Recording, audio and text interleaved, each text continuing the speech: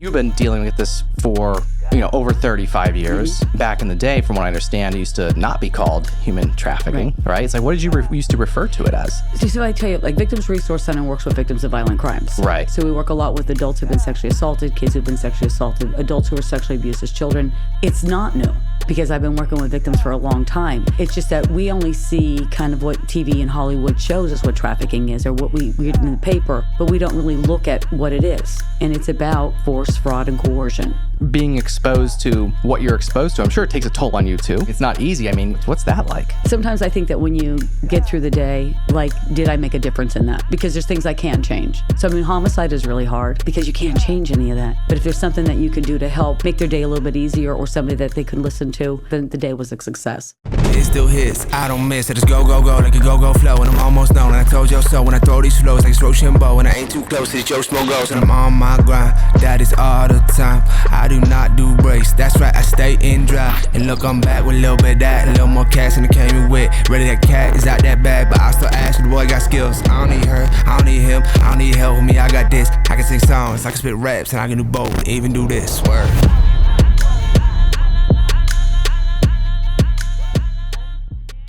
This episode is brought to you by Anthracite Pallet Solutions. Need reliable, durable pallets to keep your business moving? At Anthracite Pallet Solutions, we specialize in new and used 48x40 wooden pallets. Whether you're shipping, storing, or stacking, we offer high-quality pallets that keep your operations running smoothly. With our own fleet of trucks and trailers, we deliver on time, every time. And if warehouse space is a concern, our drop trailer services have you covered. From custom orders to large-scale deliveries, we're here to meet your every need with top-notch customer service and unbeatable prices. We're currently shipping within 2 hours of Scranton, Pennsylvania, including Pennsylvania, New York, New Jersey, and Maryland. Call us today at 570-606-9206 or inquire online at anthracitepallet.com and let us handle your pallet solutions. Anthracite Pallet Solutions, built to last, designed to move.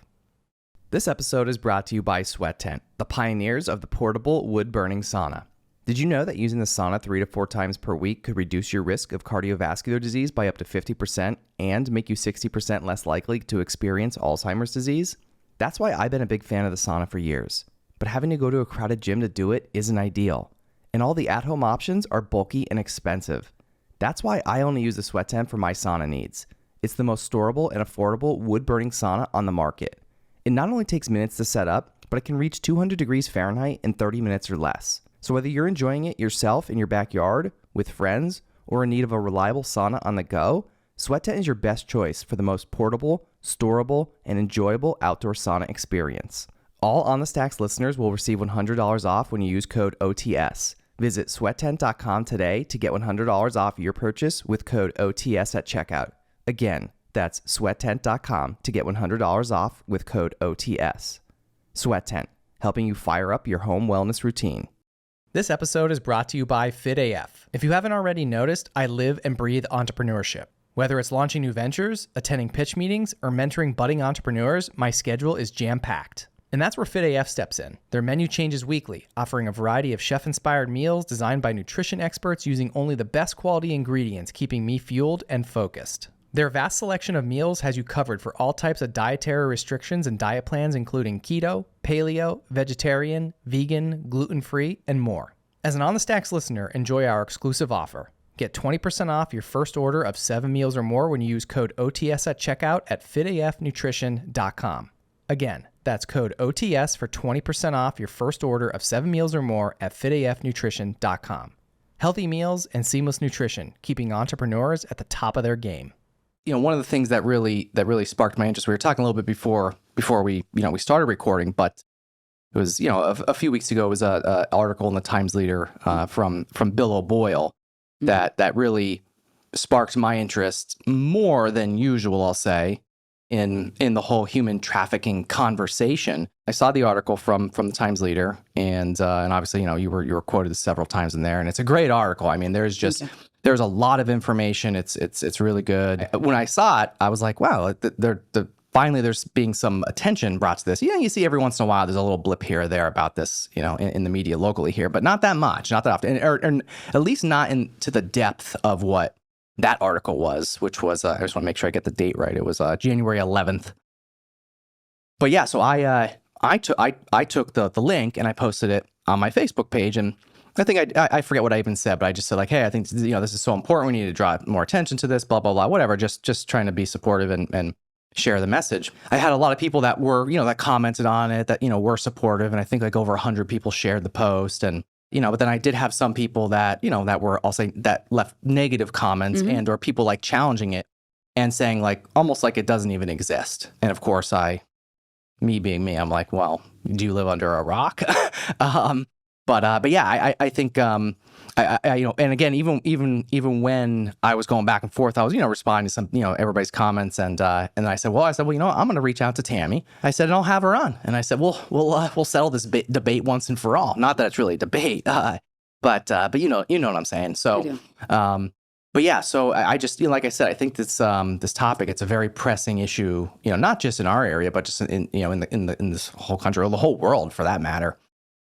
And you've been dealing with this for over 35 years, and back in the day, from what I understand, it used to not be called human trafficking, right? It's like, what did you used to refer to it as? So I tell you, like Victims Resource Center works with victims of violent crimes. Right. So we work a lot with adults who've been sexually assaulted, kids who've been sexually assaulted, adults who are sexually abused as children, but victims of other violent crimes such as robbery, burglary, so it is homicide. Everything. It's everything. Yeah.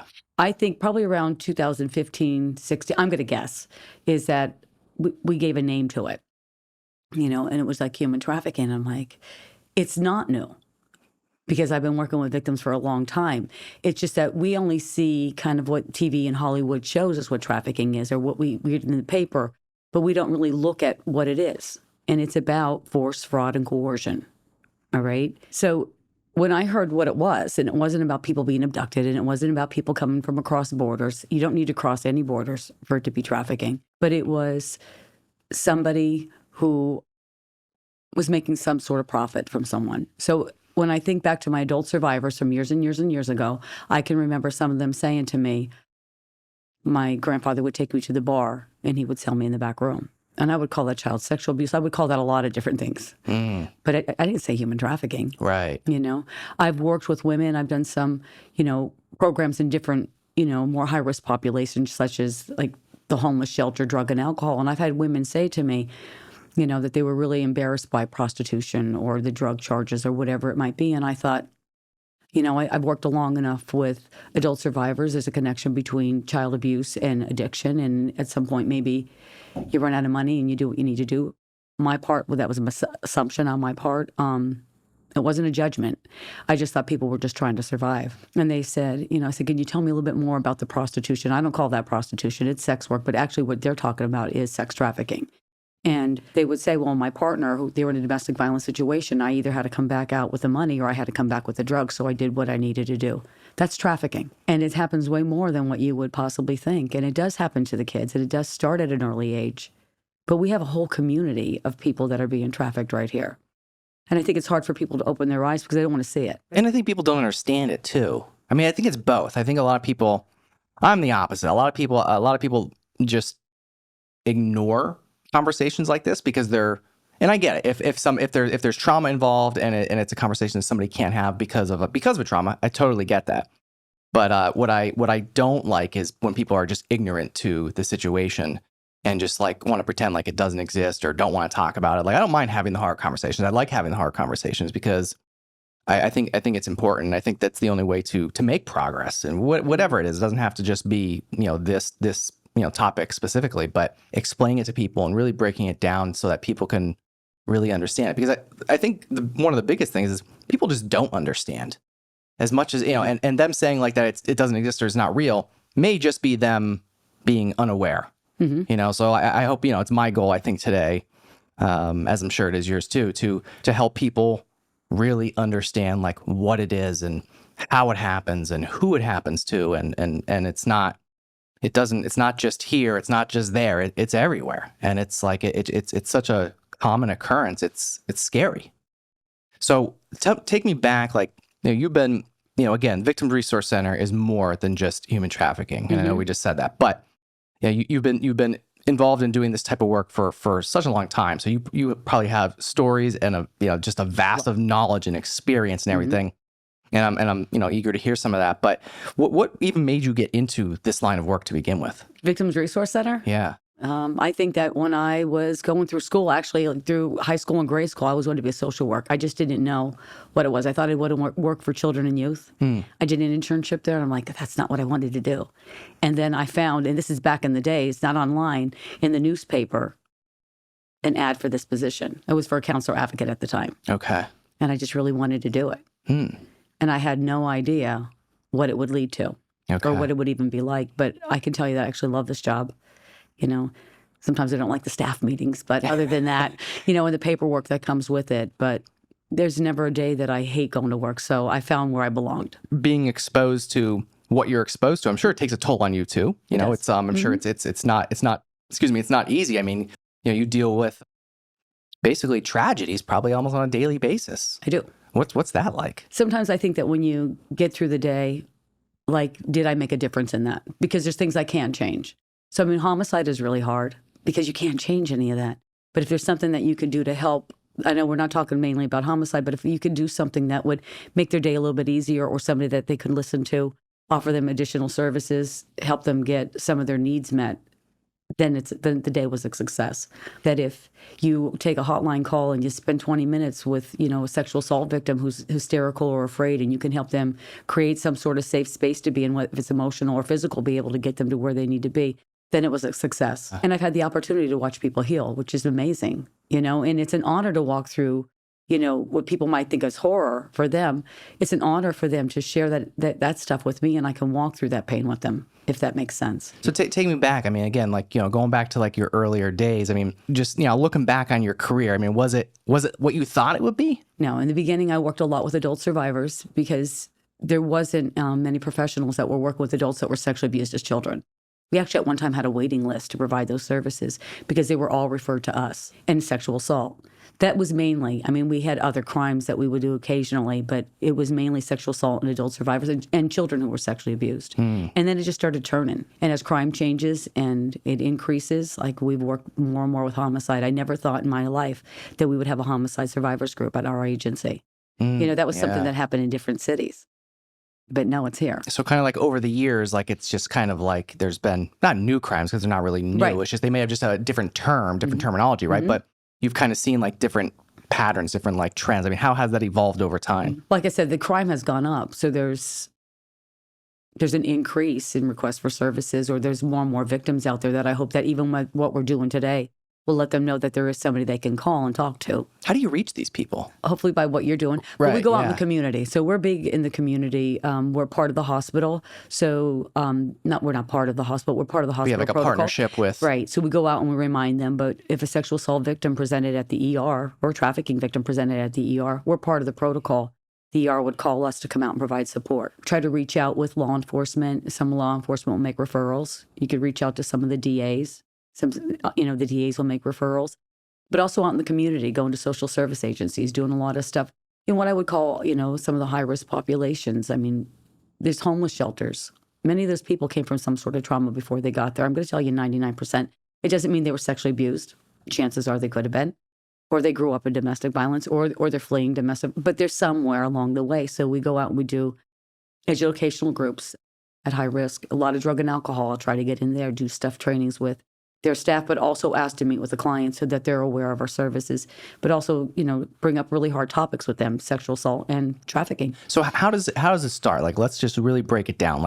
And I know it could be anyone of any age. I know there's probably various ways that somebody can, I'll say, become a victim to human trafficking, but what do you typically see? It happens to males and females.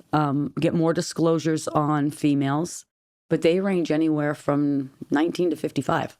How much are you really seeing? Because again, one of the obviously the article from the Times Leader did say, and I forget where Pennsylvania ranked, but it was really high. It was really high. It was definitely in the top 10, right? Yeah, we're number 9. 9. Okay, I was gonna say I thought it was 9, but I'm trying. I didn't want to screw it up. But people, I think a lot of people's reactions, again, locally when I shared the article on Facebook, a lot of people just were like, "There's no way. There's no way." I didn't make that number up. Right? I know. That's what. I'm not making any statistics up or anything. That's what I said that's too. What we write. So when I became part of the task force, and I think that might have been 2018. We were number 11. Even then. Yeah. But then we moved up to number 9, which means it got higher. So where that's ranked at is where sometimes when reports and there's arrests made. But then there's another section that I do know, and I know it from law enforcement, and it comes from the tip lines and it comes from the human trafficking hotline. Like, where are the calls coming in from? Yeah, where do they go? Who's taking this? Who's fielding them? Well, there's the human trafficking hotline that fields them out, but also there is the Pennsylvania State Police, so the PSP has a tip line. Okay. And I can find that number for you at the end. Yeah. But you can make a report of somebody, and they respond. So from what I know, I started to figure out what the hotspots were, and they were like, okay, so Philly made sense to me. Sure. Pittsburgh, King of Prussia. And then I found like Lancaster, and I'm like, what? Yeah, I saw Bloomsburg too. Right, Bloomsburg, and then Altoona. I mean, the only thing I know there is Mallow Cups. Yeah. And then, right? Yeah. And then, but wilkes-barre, Scranton. Right. So part of it is about demand. When I say it's not about crossing borders, but victims in those hotspots, it's where the demand is. And explain that, the demand. Like, how would there be a need for a demand of this? So I think when I first opened my eyes, I did meet a woman. She was a victim of trafficking, and she was from another state, and it was, upstate, and it was a big populated city. And I said to her, "What are you doing here?" She said, "That's because this is where they brought me." And like me, like not knowing, I go, "Why'd they bring you here?" She said, "Because this is where the money is. This is wilkes-barre." And wait, you were at this point, you already knew she was being trafficked? I already knew she was trafficked because law enforcement made a referral. Got it. Okay. And okay. And I was trying to help her get the resources that she needed. Right. Okay. So what did she say? I said to her, "What are you doing here? Like, why did you come from a big city, like in another state? Because I'm not even here. Why are you coming here?" Yeah. And she said, "Because this is where they brought me." I said, "But why would they bring you here?" Like, I knew we had trafficking. I just didn't. My eyes wasn't open either. Right. And she said, "Because this is where the money is." And I go, "And this is where the buyers are." So how does it work? So I know this like sounds silly, but like, again, like I understand it. I think probably a little bit better than most people, but obviously you understand it, probably the best. So like, how does that work? And when you say like the buyers are here, because like it's like there's, like who's buying? Like, and it sounds ridiculous to even have these words coming around. Like, who's buying and selling people? And that's why I said about the demand. And I don't want to go off on a tangent, but it's like we need to focus sometimes on the buyers. Because if I didn't have drug addicts, I wouldn't have drug dealers. And if I didn't have people who bought people, I wouldn't have people who sold people. It would be that simple to me. But who are the buyers? They're from all walks of life. And we know them. If they're saying that they're here, they're just not talking about it at grandma's table at Thanksgiving. We all probably know somebody. Do you think it's that common? Do you think think it's that common? Because if she's telling me she's brought here, and I know how many victims that I've met in this county alone, they're here. I believe it. I'm not saying they're not passing through from Jersey or something. Sure, yeah. But they're here. Yeah. And they know how to access, and they know how to find them. So like these buyers, are they people that are permanently here, or are they people that move, or like they could be from anywhere, but they're in this area. Mm-hmm. Do you know what I mean? Because our hotels are loaded with it. Like what's because like I hear like a lot of the hotspots are like these like some of these motels like around here, and I don't want to name names unless you. I can later. Yeah, I don't want to misspeak, right? But they're in Wilkes-Barre. We have a lot. Mm-hmm. Where people are staying and living, and sometimes those victims are placed in those rooms, and they don't leave that room at all. No. And here's the part, and I know I might be going around in circles or just not staying where we're supposed to be, but it's like, I think that when we think about what trafficking victims are, we think people that are like abducted. We think that they're tied up and they can't leave. No, they're out and about. We see them. They're just going with their everyday, but just they're living in a totally different world. But it's about being controlled. With some victims, and they'll say they're not victims because they did it. Like, do some victims think that they're not victims? They do. Because they don't even recognize what it is. Wow. Until you like kind of talk to them about consent and cooperation. Well, I'm the one who went to that room. I'm the one who did that. I'm the one who got in that car. And what would that instance be like? Like you said, okay, somebody got in a car, somebody went to that room. Like, what were they doing to begin with that they got into this situation? Okay. How does it happen? So the one woman I knew, that she has a history of child sexual abuse. She was an alcoholic. Eventually, she upped it, started using drugs. She had a job. She had an apartment. She had a car. But when you're using, it's really hard to keep going to work. And before you knew it, she lost her job. And then when you lose your job, you lose your car. you lose your apartment. So she's out on the streets. So she has like nothing now. She's nothing. And so she's out there, and she's not really used to being out there, but she's out there. And a man and woman came up to her and said, if you come with us, it's not going to be safe here, but if you come with us, I'll give you a place to stay, somewhere that's warm, someplace that's safe, some food, clothes, the drug of your choice.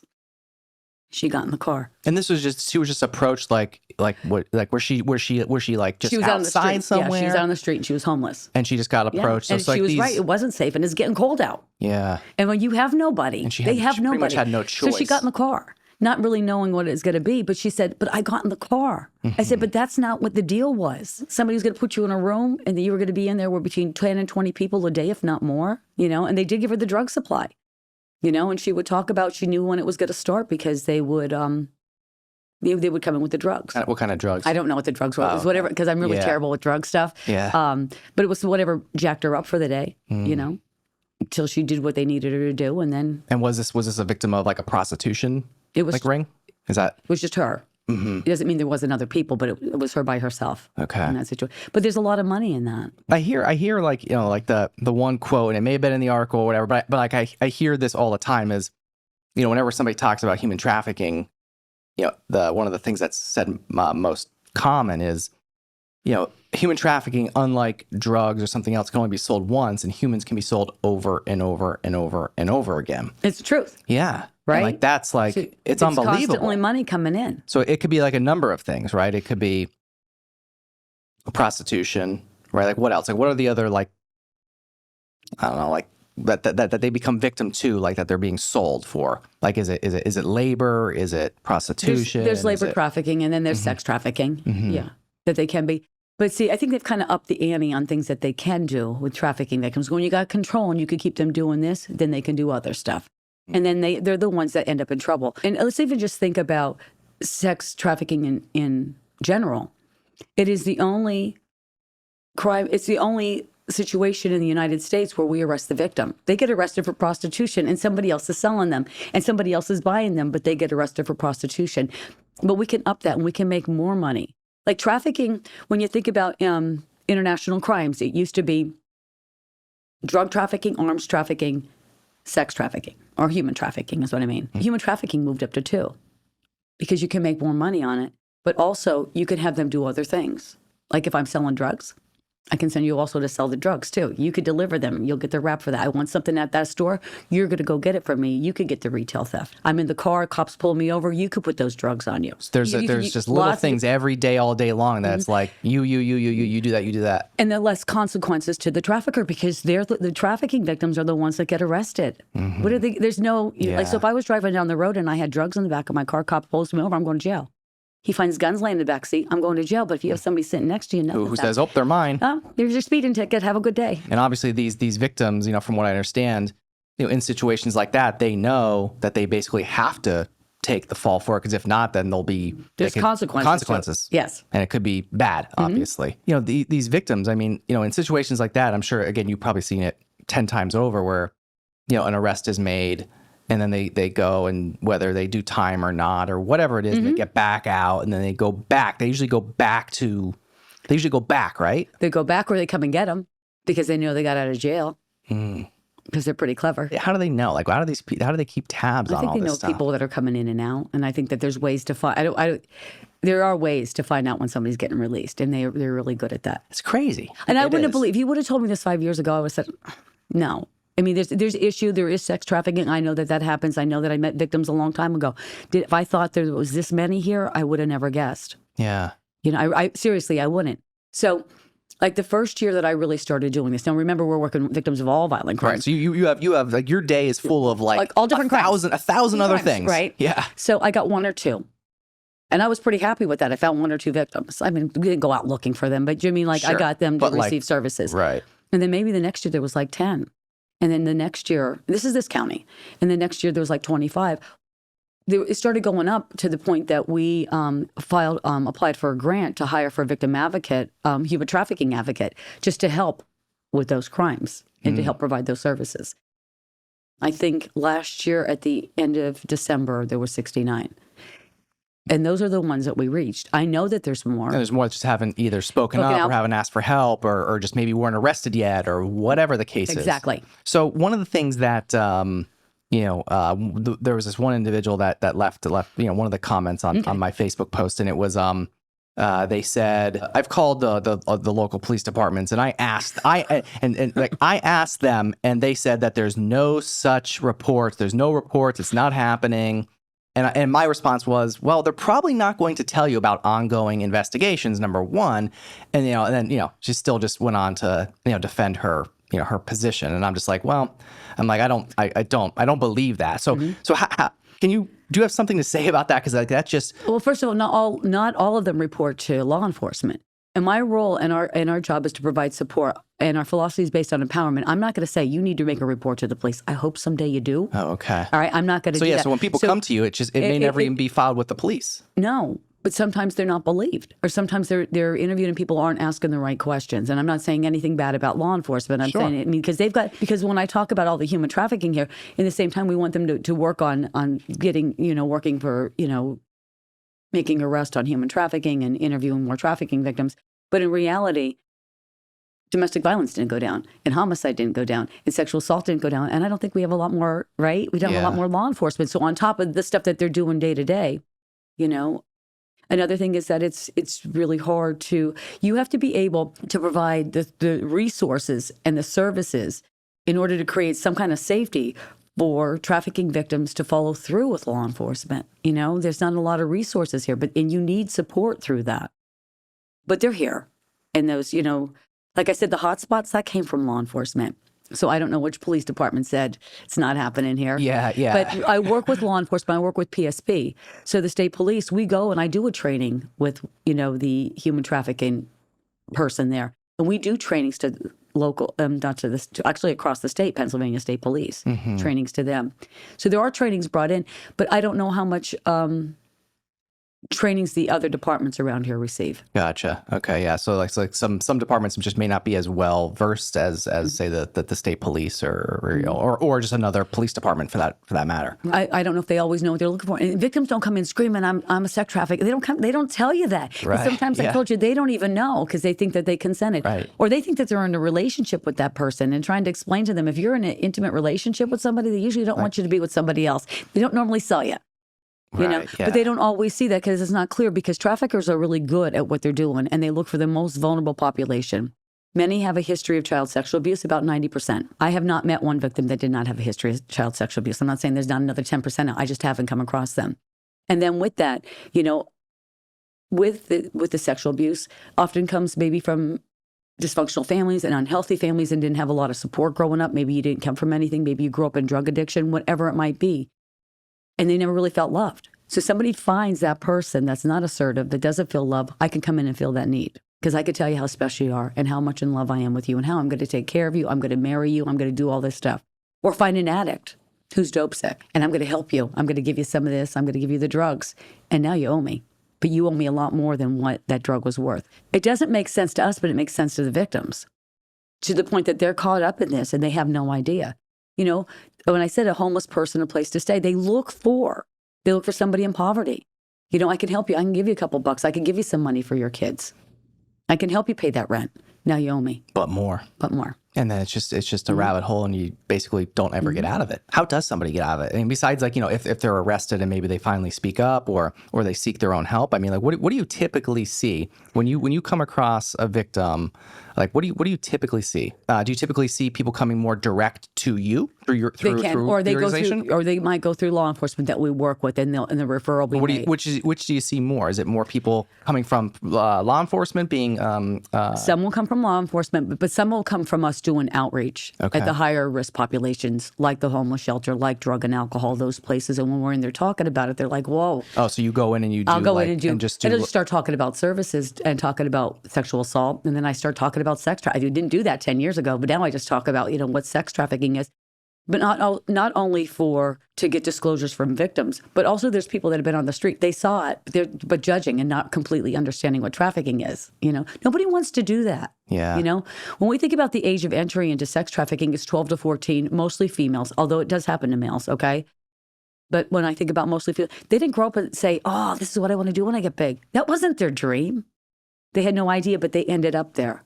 You know, when I think about males, we have not had many males come forward. We've had a couple referrals, but when it comes to males, it's a little bit different. It's hard for, and it's not that it's easy for females, but I think the world is more accepting if things like that happen to females, more accepting if child sexual abuse happened to females, but there's not much difference. That means if I say 1 in 4 girls are sexually abused, 1 in 6 boys are sexually abused. Not much difference. So they're just as vulnerable. So did you say, like a few minutes ago, did you say that you've never come across a victim that wasn't subjected to child sexual abuse? Doesn't have a history of some sort of sexual trauma as a child or teenager. Everyone you've that seen, one that I've meeting with. Right, I'm not sure. telling you that there's not some out there. Right. But the ones that I have met, at some point when I'm talking to them, I'll find out. That was a commonality between. Because I want to say, how'd you get here? And that's what I think society doesn't get. How do they get there? You know, and they are coming from that history of child abuse and not feeling loved. They are coming from that history of drug addiction. They are coming from that history of poverty, homelessness. You know, that's where they're coming from. And victims of domestic violence, because that's a whole different cycle to grow up in a family that doesn't really care about you and end up in a really unhealthy relationship. Again, like this, there's just so much of this, you know, happening. And like, again, you're dealing with, again, a lot of other crimes.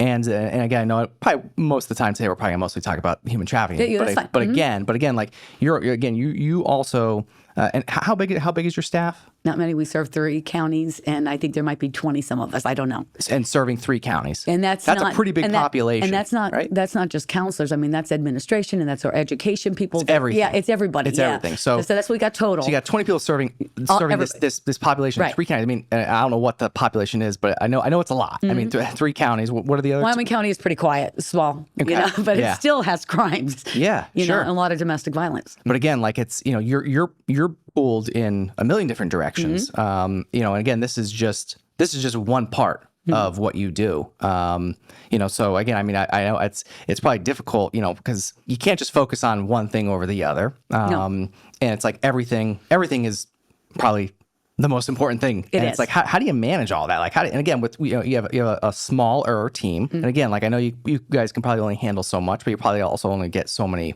referrals or requests or whatever. But do you struggle to keep up with it? Like, what's that like? Some days are busier than others, and sometimes you have more phone calls. Sometimes you have more court cases to go to, or you get called out to the hospital, or you have a walk-in. But you're able to manage it. Well, I do, and I can kind of say, okay, I can't leave here without calling this person. I need to make sure I check on that person. You know what I mean? Like that's a big responsibility. It is. How does that pressure? Does that affect you? Sometimes. Yeah, it's hard. I practice a lot of gratitude. You know, I don't really complain about as much as other people do, because I'm like, whoa, you got a house to go home tonight, and it's safe there. I know that sounds kind of silly but not to somebody else. There's things that we take every single day for granted. Yeah. You know, if I was on the streets and broke down or whatever it might be, I've got a phone that 20 people would come and get me. Right? And some people have not one person they can call to help them get to one safe place. That's crazy when you think about that. So I try to practice the gratitude stuff. And like I said, and then just knowing that it mattered to this person what I did. It mattered to that person. Do you know what I mean? It helped in one way or another. Whatever decision they made to do that night. You know? Do I worry about some of them? Yeah.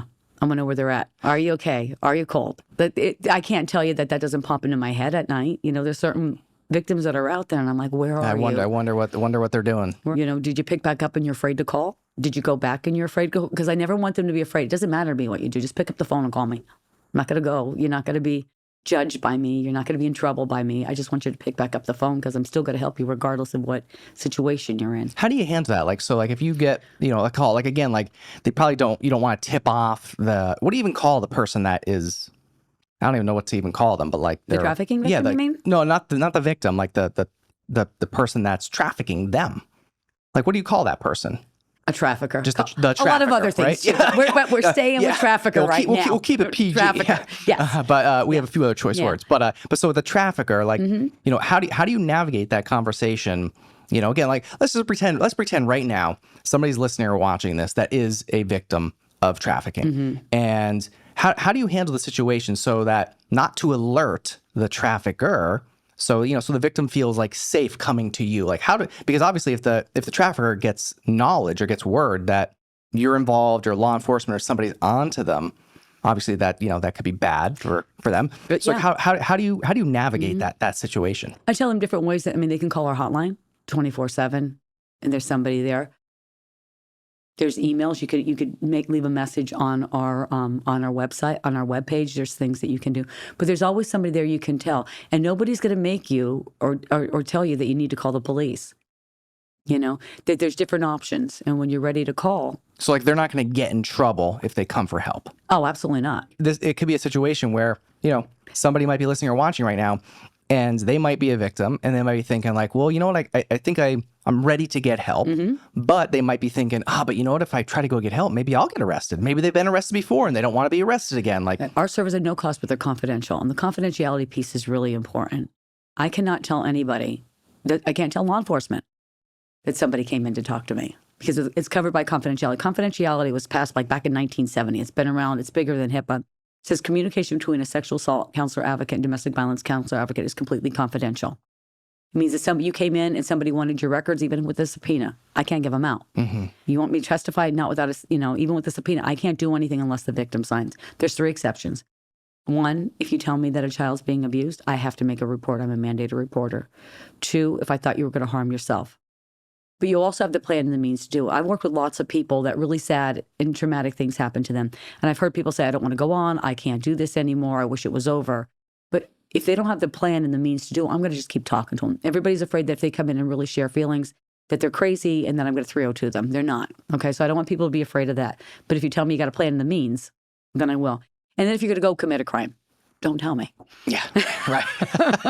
Please don't tell me. Yeah, right, exactly. So those are you're right. Yeah. And have I worked with people that have stole? Yeah, I'm not calling the cops because somebody stole something 2 years ago. I'm not doing anything with that. But if you hurt somebody, then I would be obligated to do something with that. If you were going to hurt somebody, I would be obligated. Other than that, you can come in and tell me whatever you want. I can't tell anybody. You said typically the victim is usually they become a victim. You said between the age of 12 and something or 14 and something. Yeah, is when it kind of starts. Yeah, and I'm not saying the victim, all the victims that are here, but they say the average age to entry across the whole world is 12 to 14. 12 to 14. That's crazy. So it doesn't mean that the victims that I'm working with now were engaged at 12 or 14, but some weren't. In this area specifically, is it more? Do you see more children? I'll say again under 18, or is it more adult? Here, it's more adults. More adult. I'm not saying the kids aren't here. I just haven't got a lot of the kids. I've got a few, a couple teenagers that it happened to. Do you go around to schools and talk? We do programs in the school. Okay. I don't. We have an education department that does that. Okay, yeah, I don't know where. I'm not sure. I'm pretty sure she said she saw. So a friend of mine, Janelle C, and she's a teacher at wilkes-barre school district, and I'm pretty sure when I shared the post, the article, she said it she said, hey, I already kind of knew about you, and she was like, oh my God, Tammy's great. You should really have Tammy on. And so I've gone to the schools to talk to when you said us going to the schools, we have education people that go and do programs to the classes. I've done trainings to teachers. Okay, yes, I have. I thought, yes, I have. I thought that's what she said, but I couldn't remember. Yeah. But again, you do go around to the schools, but to speak to and with the faculty, right, and the staff of the stuff school. On human trafficking and mandated reporting, those kinds of things. Is that something that the schools, and I'm just curious, for my knowledge, or for anybody that wants to know, are schools reaching out to you to come talk? Are you reaching out to them? How does that work? They are, because part of that started with the human trafficking task force.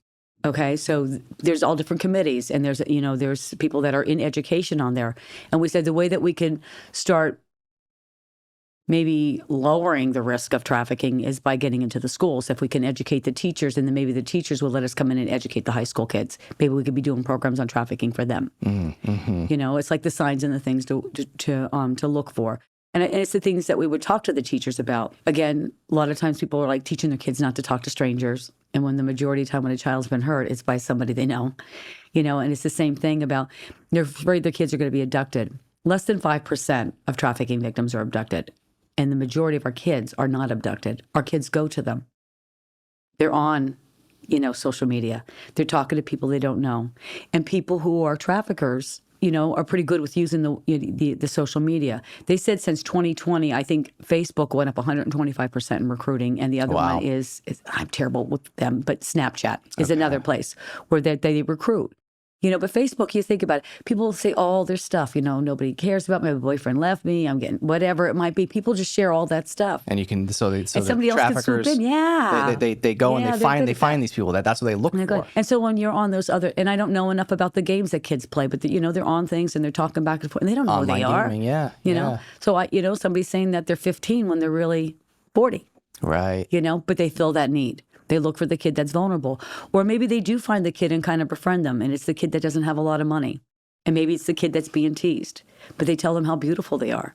And, and they buy them the iPhone, and they buy them the iPad, and their nails are done, and their hair is done, and they're buying the $500 sneakers. That's a big sign, like, whoa, where'd that kid get all that money for that stuff? That's sad. That's so sad. It's sad. It's sad that, not just with children. I mean, it's the whole situation, whether it's an adult or a child or not. It's like, it's almost unbelievable. And I know, and maybe that's why some people like don't think it's real, or like maybe some people are still like in denial about it. Like, it's just because it's very hard to like comprehend, like, first of all, how it even happens, that it's happening here in our own backyard. The fact that you said earlier, just like you said, we probably bump into people every day, whether we know them well or not, but we're probably coming into contact with people every day that are victims of trafficking.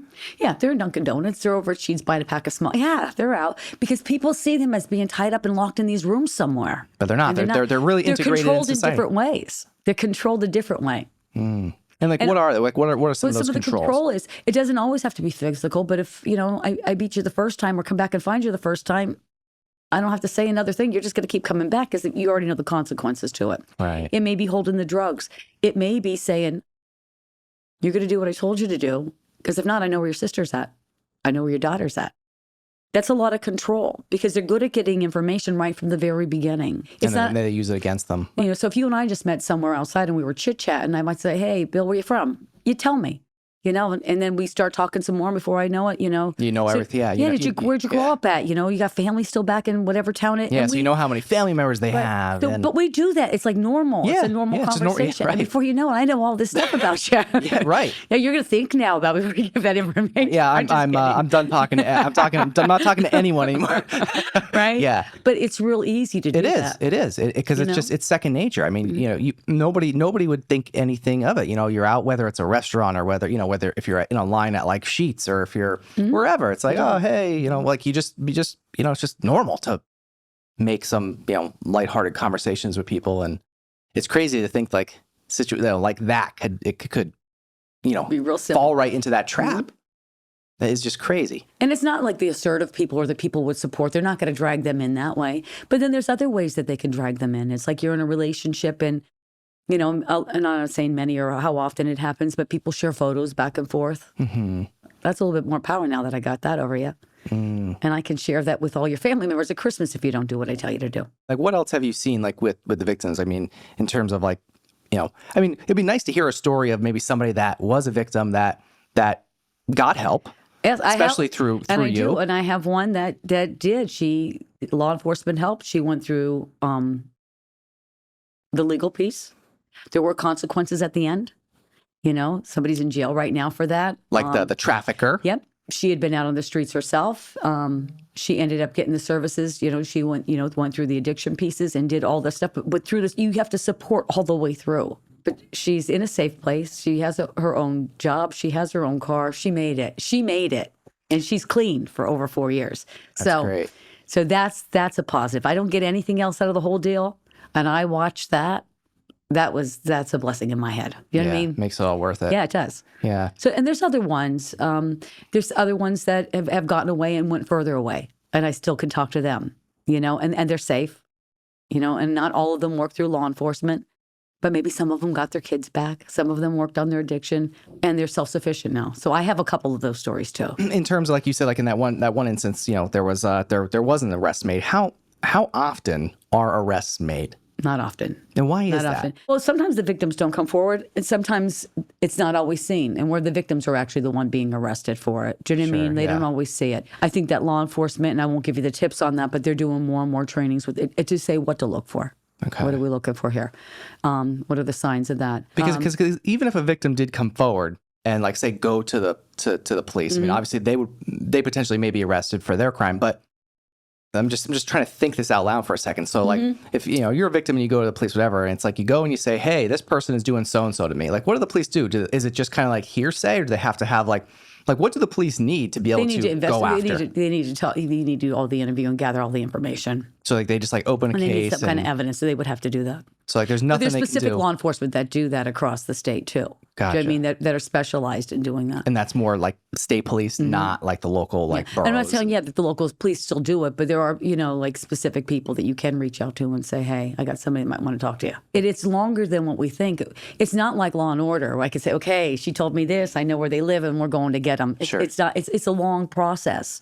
What does that look like? What's that timeline? Oh. I imagine some are probably really long, some might During be short. COVID, it was really even worse because the courts weren't open, but couldn't do anything. Yeah, but you have to have everybody lined up, but also you have to have a victim. You have to have a witness to this. Do you know what I mean? So if they aren't supported along the way, and that's why I work so much with law enforcement, is that we go hand in hand. I can't make arrests. I wish I could. So would you be a witness? Is that how that No, works? I wouldn't be a witness, but I would support that person so that they could get through the legal system to do what they need to do. I see. Okay. But if you're afraid and you're not in a safe space and nobody's helping you deal with any of this stuff and you're not clean, it's not easy to finish go throughout the whole legal process. But when you have a supported victim, you have a supported witness. And then I imagine too, the victims a lot of times they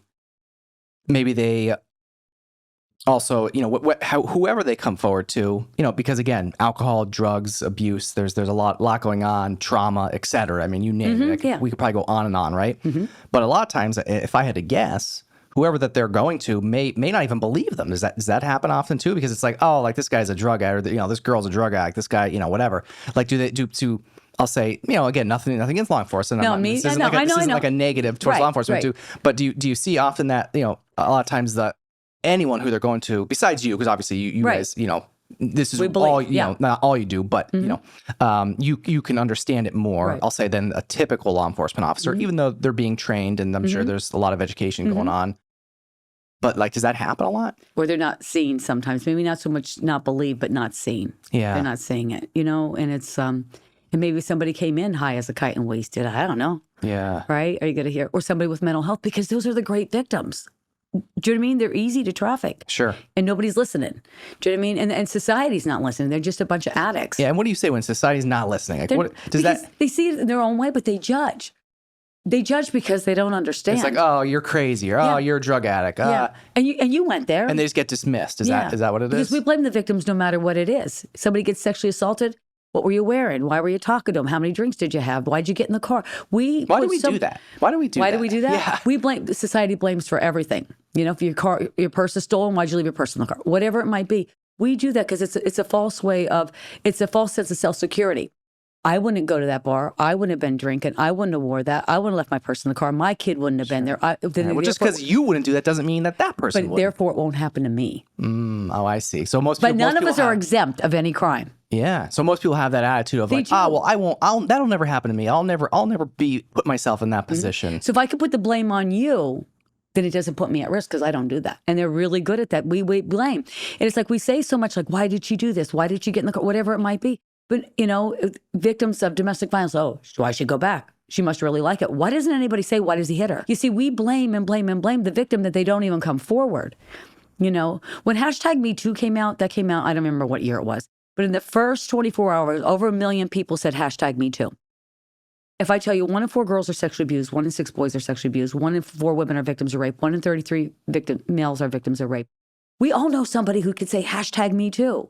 But the world roared. What a bunch of liars. They're only after money. Why'd they wait so long to tell? All they're saying is it happened to them. They don't want nothing from that. And no wonder everybody keeps their mouth shut. Yeah. Because they're in the room listening to that. You go, and that's why I didn't tell nobody. Yeah, because then they just get criticized. Yeah. So we don't tell. And sometimes that happens in people that are supposed to be providing services too, that don't always understand. What is the, the future of this look like? Like, what are you working on? Like, what, is there, obviously, you just came from something today. I mean, you were at something right before this, a seminar, which is great. But like, what else is maybe upcoming? Like, what else is Victim Resource Center doing to try to combat this? I think more and more outreach. Continue doing programs out in the community. The Human Trafficking Task Force are doing things to get more things done in school so that maybe we can, help a kid or two. And I'm hoping that, with that meeting today, there was couple attorney generals there, and, Shay Rhodes from Villanova. I'm hoping they change some of the laws and really, really focus on working on the buyers, because I'm going to go back to that. Yeah, what are the laws? Like, what are you looking for them to change? Well, there's buyers beware, and we can make an arrest. But, and they could be fined. But it's a slap on the wrist. So let's think about this for a second. I steal something at Walmart. I get a retail theft. It's a misdemeanor. I steal something the second time. It's a misdemeanor. I steal something from the Dollar Tree for the third time. It's a felony, and I'm going to jail. But if you're a buyer and you go, the first time it's a misdemeanor, second time it's a misdemeanor, third time it's a misdemeanor, 100th time. We haven't changed any of that. How is it only a misdemeanor? That's what it is. I didn't make that law. I really want them to change it. I just want them named publicly, too. I think it'd be a little bit different. You might think twice if you know that somebody's going to put your name in the paper. Back in the day, which was wrong, and they would call them prostitutes, they would put the prostitutes' names in the John's name. How about we just put the buyers' names in? How about put their picture up on social media? I would love that. Yeah. That would be a deterrent to me.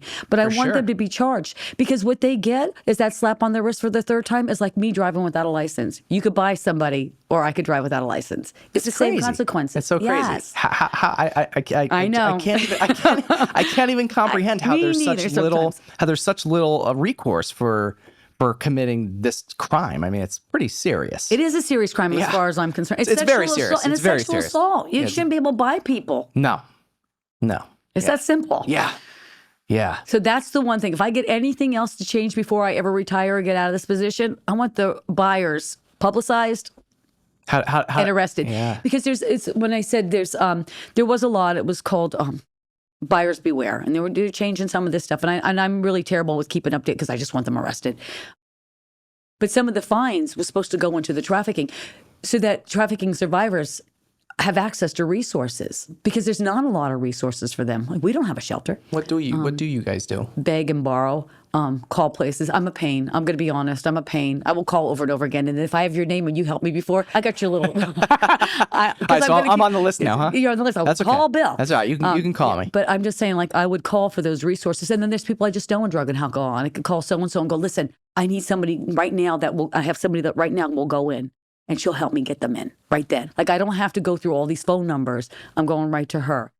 I have a couple places that will take victims, and I'll call right there, and I'll ask them, can you help me with this? And they will. But we need more resources. We need more because they don't have jobs. They don't have houses. And we already have an issue with all of that right here. Yeah, so once you kind of get somebody to come in, wants the help, you get them the help, and there's really nothing to really kind of integrate them back into society. You need to become self-sufficient again. Right? So hopefully I find them programs where they will be taken into, and like a residency that will give them the opportunity to go back to school or help them get a job. And there's nothing like that now? No, I have nothing. Nothing. How do we change that? I guess we need more resources and more money. I don't know. Do you have an idea of another organization that you might be able to partner with that could help? Do you need funding? Do you need lawmakers involved? What do you need right now? If you had magic wand, what do you need? I want, when I find a trafficking victim, I don't have to put them in a hotel until I can find them shelter, because I'm putting them right back into probably where they're trafficked. Maybe not at that hotel, but a different one. Yeah. Do you know what I'm saying? We need more and more resources, and I don't think it's going to catch on until people really believe that it's really here, and that there's more and more trafficking victims. What would it what would it take? What is it going to take for? I don't know who is. I think it's money and somebody to run it, because it's extensive. I think that there's some houses in different places that are being built outside of the area, and they're more long term. If I could have anything, it's something short term, so I can get them away from here and where they need to be. Like a shelter. Because you could have a shelter here, but it's really hard to go back out in the community here again. Right. Because too many people know you. Mm-hmm. Sometimes it's just easier if you don't live here anymore. So right here would be a nice place just to get somebody safe right now, until I can get you to where you need to be. Are there any specific organizations or people that you can think of that might be able to help you? Well, there's sexual assault centers across Pennsylvania, and then there's domestic violence centers across Pennsylvania, and they have shelters. Human trafficking and domestic violence are not the same thing, although it could be similar. They're still a different thing, so sometimes you can't put all those victims together. Do you know what I mean? You just need one specific thing, and there are big places. There's places, the Dream Center in Arizona, there's Thistle Farms out in Tennessee, and they're amazing, and people stay there for a long, long time, And what are these? They're human trafficking. I don't want to call them the right things. It's not like the shelter, but it's like a big property? It's a big property, yeah, that they go and they... Wow. they didn't could even know it stay. existed. Yeah, and they help them get jobs, and they help them get schooling, and they help them work their drug, like everything. It's like one stop shop. Can somebody from here go there? Like, how does that work? They could. Like, is it, I have to get them there. But yeah, Okay. they could. Yeah, so I have some contacts at those places. I could. and like, how is it funded? Like, so say you had somebody, like, do you have to then pay for that individual to go there? Like, how does that work? Well, I don't think they're going to pay for it, so I'm going to try to figure Sure. something. I'm going to find more resources because I'm an advocate, and so I have somebody that will help me with transportation, not in our agency, but another But place. once they're there, like, is it free to be there? Or, Yeah. or Yeah, they're just taking them. So Yeah. you just need the Yeah. cost just to get them there. Yeah, Okay, if they're so- willing to go there, yeah. Sure. Okay, so it's not that Yeah. much then, right? Like, I mean, obviously cost of travel, like it's not crazy expensive. I was thinking like maybe there'd be like a $50,000 a year, type thing to stay, kind of like a, I mean, I just think of like a rehab, like a rehab. I know rehab's like super expensive, I'm not trying to say this is a rehab, No, but I know it's everything. I mean, many of them have addiction. Mm-hmm. I mean, but you don't have to have addiction. But they would have addiction. But they would treatment have there. that. Oh, They would okay. have schooling. They would have resources, to help you get into jobs. They're going to have resources to help you get housing. They're going to help you, hopefully legally. If you had some kids, they might help you get the legal resources that you need. But it is tough because I tell you why they can't always stay in this area. I got a call one time, and it was from a Philadelphia shelter, and she specifically asked for me. And she said, it's not safe here. I can't go out because the traffickers are outside. I can't leave because they're right outside the door. And I'm talking because I'm not understanding how she got my name, but my name goes around sometimes. Yeah. And she had my card, Yeah. which was great. Yeah. So, I'm trying to help her, give her some resources, give her some ideas. And I call her the next day. She goes, "Oh, you remembered me," because I'm wondering how many phone calls did this poor woman make that she's shocked that I call her back. But I did make some phone calls. And the last time I talked to her, she actually called me when she arrived. But I call her again. And she goes, "I'm almost there." So she made it out of state. She got on the bus and she's okay, as far as I know. I haven't heard from her in a little bit, but she called me from the facility she was at and said, "I made it. I'm all right. And thank you." Wow. But nobody listened to her. Like, you shouldn't have to call me from several counties away, Yeah. right? And maybe somebody heard something on TV or I don't know. If anyone's listening and watching right now, and if it's somebody that whether they don't think this exists or whether they think it's not that big of a problem, like, what message do you have, like, to share with, and again, anyone, whether they know a little bit, nothing, or a lot? Like, what would you say to anyone right now to bring some awareness to the situation? I would say I know it's really hard, some of the stuff I talked about. It's hard to believe that it's happening here. I wish it wasn't happening here, but it is here. And I know that the things that I tell you and the things that I share are not from reading a book. It's because I'm interacting with people every single day. And more people, we can work on being safe if we judge less and just try to understand. And lucky for you if you don't understand it. But there's people that come from all different walks of life, and they feel alone, and they're already berated and put down and not believed by enough people. If we could just be supportive and maybe just send them my way. And that's all that you need to do is just believe and not judge. It's actually more simple than most people realize. I feel like, everybody's judged somebody at some point, right? Like, we've all done that. And I'm not going to sit here and say, like, we've never done that. But I just think people just need to, like, open their eyes and their brain a little bit more. Like, just listen. Like you said, just listen. Like, it's like, why, it boggles my mind why anyone would challenge this, like, as if it doesn't exist. Yeah. Why? Why would anyone do that? Because Like, nobody wants to believe. We want to believe that this community's safe. Yeah. And for some people, it Sure. is safer. And when we don't walk that life, right. we don't want gangs to be in Luzerne County, but they are. Right. We don't want drug dealers in Luzerne County, but they are. It's just a We reality, don't want yeah. people overdosing, but they are. And the only way to combat that is by the awareness and supporting. You don't have to know what to say to a victim. You could say, "I'm really sorry it happened. Call Tammi." Right? I don't expect you to do my job. I don't want you to do my job. It's simple as making a referral, but not saying, "What a liar," and you put yourself into that position. And no wonder. I'm not surprised it happened to you, because this is all you ever do is make poor choices.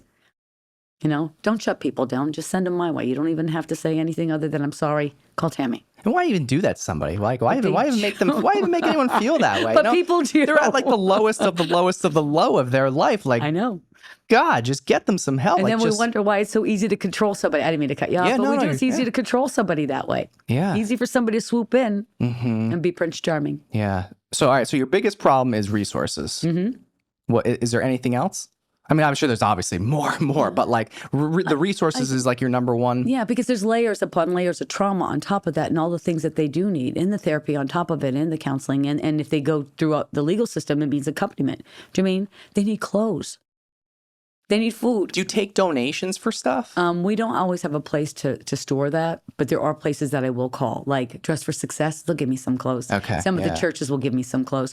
We have a food pantry for our clients that come in, so I have access to food. I could call CEO because I know somebody over there. I know somebody at different places that would help me. So they you kind of all help each other out. Yeah, I could find resources. I call them, hey, I need this. And somebody will come up with it. Like if there's anyone, like me or anyone else that is, that listens to this, whether hopefully they made it this far and, watched this whole thing. But, how can, if there's, say, somebody like me wanted to get involved and help in some way, like what would you suggest? You can call and talk to me. I mean, my phone number, my email, my access, you could call me and we could just kind of see what you want to do and where I can, what skill or what you have that might benefit in some way, and I can lead you to that. So any is there again, you look at a lot of nonprofits around and everybody takes volunteers. Like everybody always needs volunteers, right? And in this situation, it might not be, so much where it's a little different. It's a little different, right? So I'm just trying to help people understand like how they might be able to help you and your organization help the victims. But all right, one of the things is reaching out. If you have a community, that you're a part of a club or a group or a church or whatever, and you want to know more about this, I'll be glad to come and talk to you. Oh, I see. It's the education, and it kind of spreads the word. That's some of the things that they can do. They want to learn more about what they could do with their kids. Call their school, have us come in and talk about child safety with them. And volunteers, they're great, but because of our confidentiality setting, I can't have anybody in there, and unless you took the confidentiality in order to actually become a volunteer, it's it's a lot about. Yes, it is. Yeah. Because I can't just say, here's your week. Now go ahead. Yeah, right. No. Yeah. Here's a badge. You're on board. Yeah. Let's go. Yeah. Well, no, it's good. It's good to hear that there are ways, for people to get involved. And obviously, like I said, I've had as I was right before and or even when I reached out to you, like I said, because of my post it did get a lot of engagement on Facebook, and I had a lot of people that again mention your name and what you're doing. It's working, right? So I just want to say, like, whatever you're doing, you're doing a pretty good job at it. Thanks. Because again, I think you're finally getting the attention that you deserve. I mean, I think you should still get more attention, but it's nice to see that people are finally paying attention. They are, and this was one of these topics that I've been meaning to. I've never had this conversation. I've done this episode is where I'm nearing 250 episodes over the course of 5 years. I can't even believe it's been that long. And I've never, out of all of these episodes, I've never had this conversation specifically. So it was great to finally be able to, again, I haven't followed it as much as I, started to recently, right? But I've always been, I'll say, aware of it, and I'm somebody who believes that, and again, it's a problem, and there's nothing wrong. Like again, like back to people thinking like, oh, well, that doesn't exist in my town. It's like stop acting like that. Like shit happens. Okay, there's crime. There's all kinds of things that go on, and whether you want to. It happens, and I think people just need to stop, just being in such denial for whatever reason, and just open their eyes to it, and and like you said, just be aware, just listen. It's great to know. I'm sure. Hopefully after this, maybe somebody will see this and maybe want to have you come speak. Okay. Yep. And I'm sure I can probably make some connections for you too. But great to even though this conversation I'll say is like obviously a more serious one, it could be somber, or traumatic, whatever it is. For some people, but I think it's real important. And I think it's real important to continue the conversation. And God love you. I mean, what you do. I mean, it's a lot.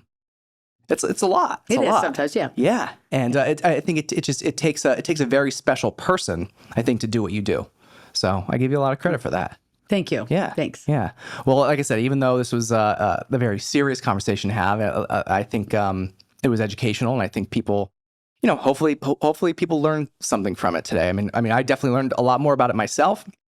There's still obviously more to learn, and it's not something that'll ever just be like, oh yeah, we know everything about it. I know it's probably gonna, change and evolve right over time as everything does. And but it's nice to see that an organization like you out there, trying to help these people, because it's like you said, it's way more common than we think or that we realize, and it's right in front of us every day. It is. It's scary.